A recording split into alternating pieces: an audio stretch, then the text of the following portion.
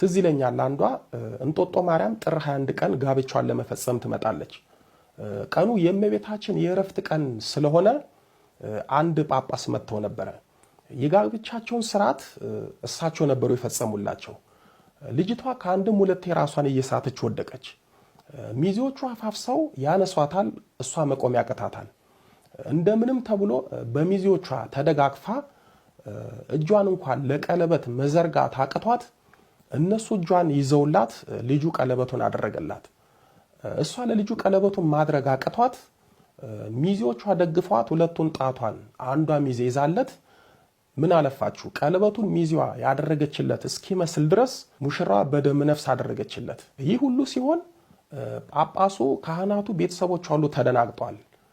ስለማይቀር ብቻ እንደምንም ስርዓቱን ፈጸሙላቸው። እኔ የሆነውን ነገር ቢገባኝም ምንም ማድረግ አልቻልኩም። አይነጥላ መስተፋቅር ብዬ እንዳልጠራ ቦታ አይደለም ዝም አልኩ።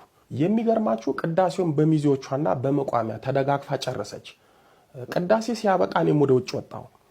ታቦቱ ሲወጣ ሙሽሮቹ አብረው ወጡ።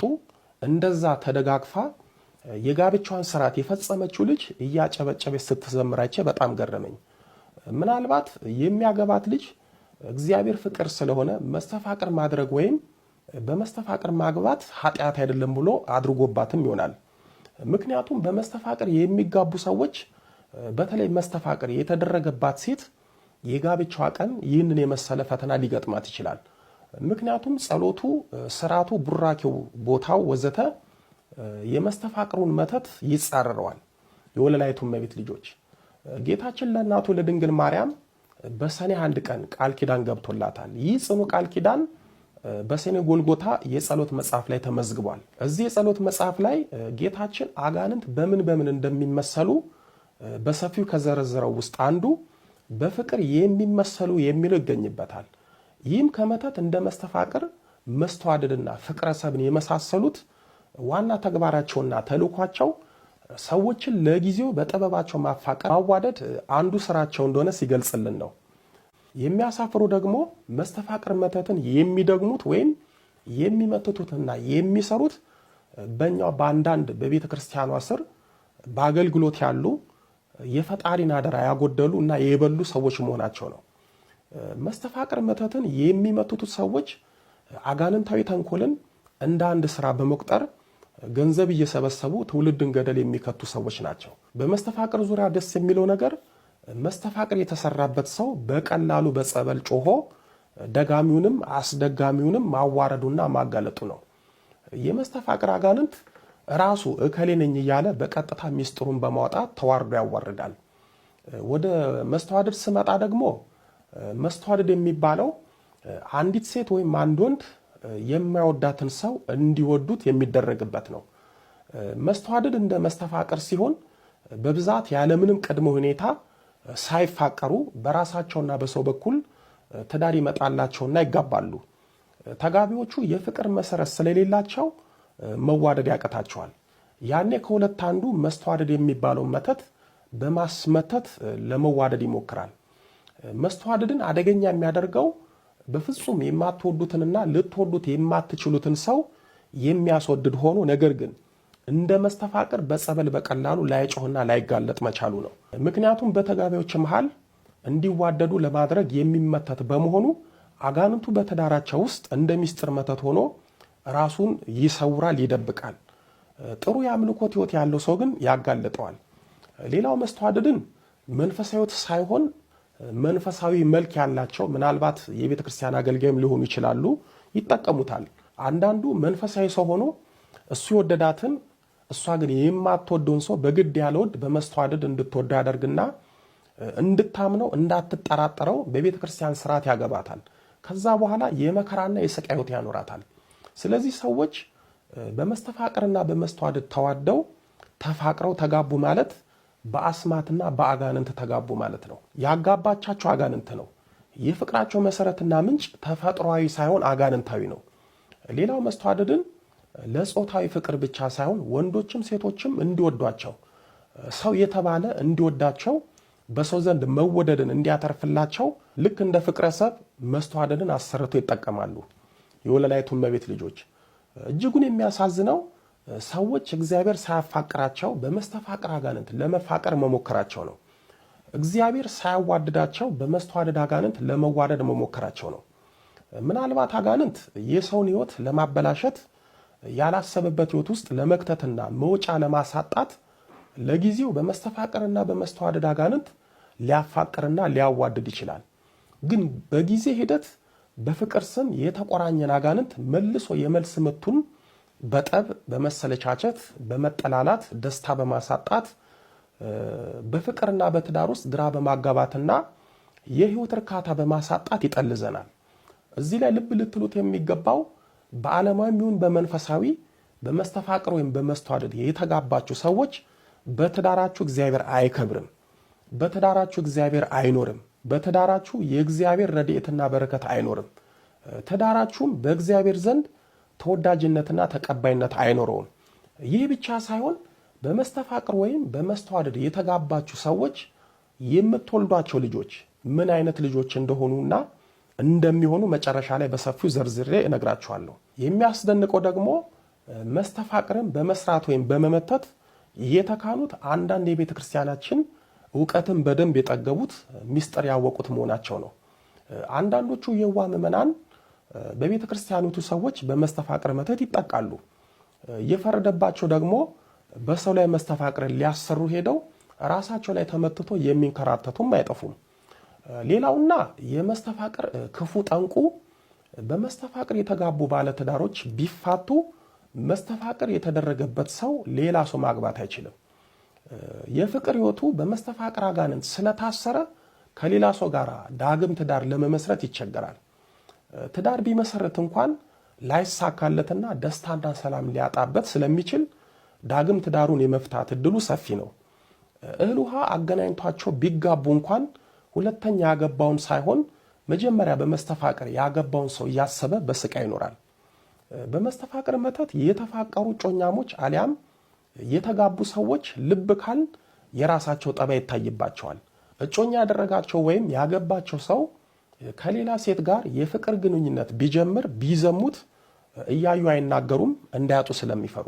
በእጮኛቸው ወይም በትዳር አጋራቸው አልፈለግም ተብለው ቢባረሩ ሙጭጭ ብለው ወደ ሌላ አይሄዱም፣ ግንኙነቱንም ሞት አይፈልጉም። ከዛ ሰው ውጪ ሰው ያለ አይመስላቸውም። እየተረገጡ እየተደፈጠጡ ቢኖሩ ምንም አይመስላቸውም። የእድሜ የሃይማኖት የሥጋ ዝምድና ቢኖራቸው ምንም አይመስላቸውም። ስለ ራሳቸው ሰብና ሳይሆን ስላፈቀሩት ሰው ብቻ ነው የሚያስቡት። በፍቅር ወይም በትዳር ሕይወታቸው ተከርተው በደል ቢፈጸምባቸውም አልፈልግም ተብሎ ቢለያዩም የከዳቸውን የበደላቸውን ሰው ዳግም ፍለጋ ይመጣሉ። ቤተሰብ ዘመድ አዝማድ ግራ እስኪጋባ ድረስ እንደ መቀወስ ያደርጋቸዋል። ስለሚበድላቸው ሰው ጭራሽ ጥብቅና ይቆማሉ፣ እንዳልበደላቸው ይቆጥራሉ፣ ይከራከራሉ። የሚፈጸምባቸውን ክደት፣ ውርደትና ዝሙት እየሰሙ እያዩ ሰው ግድ ቢላቸውም ይኖራሉ። የመስተፋቅር አጋንንቱ የልቦናቸውን ዓይን ስለጋረደ እንደታሰሩ ይኖራሉ። በሕጋዊ መንገድ እንኳን ቢለያዩ ንብረትን በተመለከተ አይከሱም፣ አይካፈሉም። ፍቅር በተለይም የተቃራኒ ጾታ ፍቅር አንዱ የእግዚአብሔር መለኮታዊ ስጦታና ገጸ በረከታችን ነው። ይህንን ታላቅ ጸጋ በአጋንንት ጥበብ ወደ ሕይወታችን ብናመጣው ትርፉ የዘላለም ቅጣት ነው። ምክንያቱም በመስተፋቅር መተት የኛን ያልሆነንን ከኛ ጋር እህል ውሃ የሌለውን ሰው ነው ወደ እኛ በማምጣት የኛ በማድረግ ሕይወቱን የምናበላሸው። የሌላውን ሰው ነው የኛ የምናደርገው። በነገራችን ላይ በመስተፋቅር ወይም በመስተዋደድ የምትጋቡ ሰዎች ልብ የማትሉት አንድ ነገር አለ። እሱም ለእናንተ ዕጣ ክፍላችሁ እህሏችሁ ያልሆነውን ሰው ነው የምታገቡት። እግዚአብሔር ያልፈቀደላችሁንና ያልሰጣችሁን ሰው ነው የምታገቡት። ትዳሩም ሰላም የማይኖረው በእግዚአብሔር ፈቃድ ሳይሆን በአጋንንት መንገድ የመጣ እና የተጀመረ ስለሆነ ነው። በሰው ላይ ለፍቅርና ለትዳር ተብሎ መስተፋቅር ማስመተት ማለት በእግዚአብሔር መለኮታዊ ሥራ ውስጥ በአጋንንታዊ አሰራር ጣልቃ መግባት ነው። ይህ ደግሞ በሕይወታችን የፈጣሪን ቅጣትና መዓት ማምጣቱ አይቀርም። የኛ ያልሆነን ሰው በመስተፋቅር መተት አስመትቶ አብሮ ትዳር መስርቶ መኖር ማለት ሰማያዊ ወንጀል ነው። የዛን ሰው ሕይወትና ዕድል ለዘላለም ማበላሸት ነው። ይሄ ደግሞ ትልቅ ኃጢአትና በደል ነው። እጅግ አስደንጋጩ ደግሞ ቅድም ጠቀስ እንዳደረኩላችሁ አንዳንዶቹ ለፍቅር ያሰቡት ሰው ላይ መስተፋቅር መተት ማድረጋቸው ሳያንሳቸው ሲጋቡ በቅዱስ ቁርባን ማግባታቸው ነው። ይህንን የሚያደርጉት ወይም ጋብቻውን በቅዱስ ቁርባን የሚያደርጉት ለሽፋን ነው። መስተፋቅር መተት የተደረገበት ሰው በቅዱስ ቁርባን ሲያገባ አጋንንቱ ሳይሆን እግዚአብሔር ያፋቀራቸው እንዲመስል ነው። እኔ ቢያንስ ከ4 ከ5 ያላነሱ ሰዎች ጋብቻቸውን በቅዱስ ቁርባን ለማድረግ ቤተክርስቲያን መጥተው ሌሊት ስርዓቱ እየተፈጸመላቸው የወደቁ ባይኔ አይቻለሁ። ላብ እያጠመቃቸው እያዞራቸው መቆም አቅቷቸው ጸሎቱን መካፈል ተስኗቸው የወደቁ አይቻለሁ። ይህን ምናልባት እናንተ ፍርሃት ነው ልትሉት ትችላላችሁ። ገርግር የሚባል አይነ ጥላ ትዳር ስለሚጠላ ወይ እሱ ካለባት አሊያም ያቺ ልጅ መስተፋቅር ካለባት አሊያም የምታገባው በመስተፋቅር ከሆነ እንዲህ አይነት ነገር ይገጥማታል። አንድ ካድሬ ነበረ፣ በደርግ ጊዜ ነው እና ያን ያስተምር ነበረ፣ ታገል ነበረ እና 5 እንጀራ አበርክቶ 2 አሳን አበርክቶ 12 ሞሰብ ተነሳ። ብዙዎቹ ጠግበው በሉ። ከዛም ተርፎ ተነሳ ብዬ ሳስተምር ካድሬው እዛ ነበረ። በአብዮቱ ካድሬ ና ለመጨረሻ ላይ ይዞኝ ሄደ። እዚህ ወደ 3000 የሚጠጋ እስረኞች አሉ። ለነሱ አሁን አብዛና አሳም አለ አሳየኝ፣ ካላሳየኝ አትፈታም ብሎ አሳስሮኝ ሄደ። ማን ይፍታኝ? ሻምበል አሸብር አማረ የሚባሉ ነበሩ። ትልቅ ሰው ናቸው። በዛን ጊዜ ሻምበል ናቸው። ዘዋይ ተመድበው ሲመጡ እስረኞችን ይጎበኙ ነበረ። ደግ ሰው ነበር የዛን ጊዜ። አንተ በምንድን ነው የታሰርከው? እኔ ተራይ ደረሰና አንተ በምንድን ነው የታሰርከው አሉኝ። አረ ቤተ ክርስቲያን ሳስተምር 5 እንጀራ ለብዙ ሺህ ሕዝብ አጠገበ፣ 2 አሳም አብዝቶ አበርክቶ አበላቸው፣ ትርፍራፊውም 12 ሞሰብ ነበረ ብዬ ሳስተምር እና እዚህ 3000 እስረኛ አለ መተህ አስረፍርፋህ አብላቸው ብሎ አስሮኛል። ይኸው 3 ወሬ ነው አልኩ። በቃ 3 ወር ታስሬ በል ከት ብለው ስቀው በልና ውጣ ብሎ አስወጡኝ። ጉድ እኮ ነው። ያው ሰውዬ ጊዜው ሲወድቅ እኔ ጋር መጥቶ እንጀራ ለመነ። የሚገርም ነው። እኔው ጋር መጥቶ እግዚአብሔር ስሙ የተመሰገነ ይሁን። እንግዲህ ዘመን፣ ጊዜ፣ ሰዓት እንደዚህ ነው።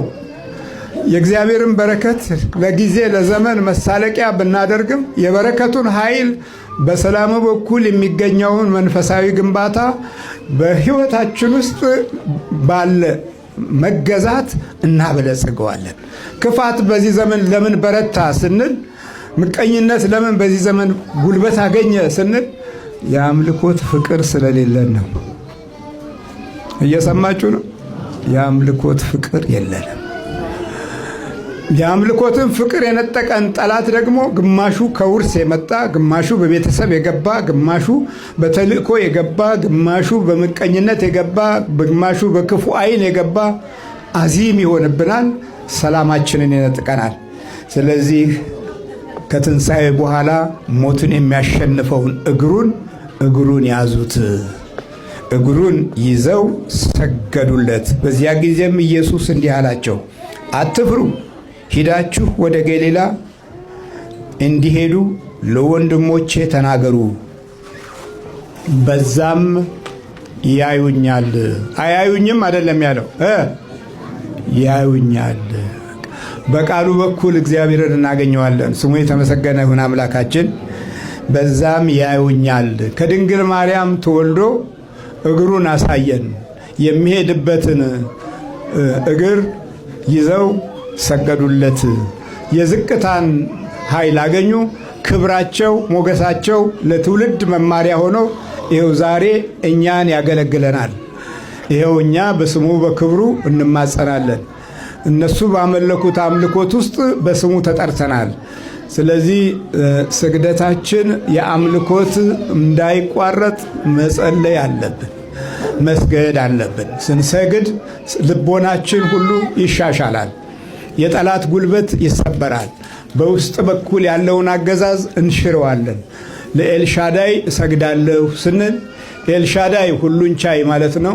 የአብርሃም የይስሐቅ የያዕቆብ ሁሉን ቻይ ነው ኤልሻዳይ። ለነዚህ ለሁለቱ ነገዶች የተሰጠው ስም በአብርሃም በኩል ማን ነው?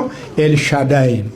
እኔ ኤልሻዳይ ነኝ ያለው ዘፍጥረት 17 ላይ እኔ ሁሉን ቻይ ነኝ ያለው። የሁሉን ቻይነት ስልጣን ለሰው ልጅም ሲሰጥ ለአብርሃም በቃል ኪዳኑ ብቻ አይደለም፣ በዛ ዘመን ውስጥ ሁሉን ቻይ እንዲሆን ጉልበት አገኘ።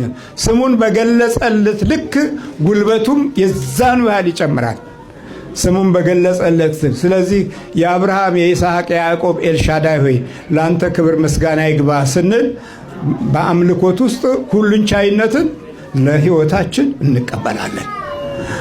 ከዛ አዶናይ ነው ሁለተኛው። አዶናይ ማለት ጌታ፣ የሁሉ ጌታ፣ የፈጠረ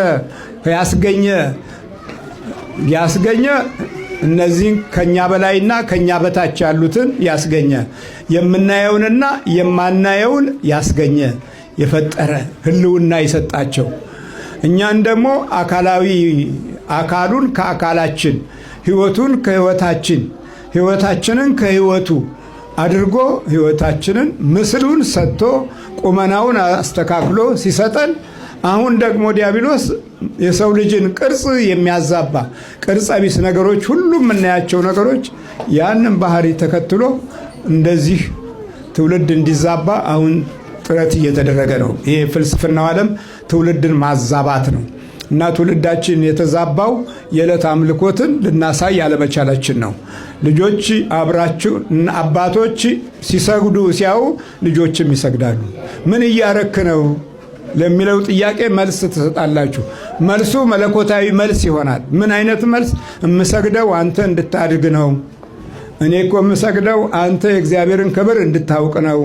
እኔ እኮ እምሰግደው አንቺ በእግዚአብሔር ክብርና ሞገስ እንድታድጊ ነው የሚለውን መልእክት በልጅነት በውስጥ በኩል ታሳድራላችሁ።